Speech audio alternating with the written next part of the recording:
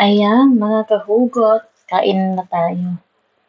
Habang hindi pa nagtatawag yung mga amo ganito pag dito sa ibang bansa dapat pag may free time nakain na. Para pag nagtawag sila hindi ka magutom. Let's go. Mm. Thank you, Lord. Mayroon kang isdang sinigang na isda.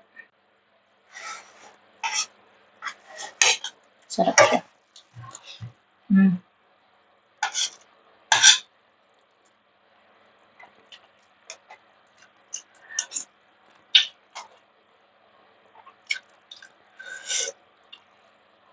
Mainit ang sarap.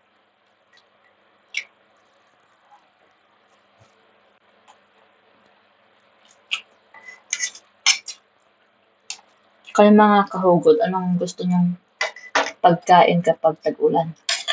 Yung inuulam ba? Sarap ngayon na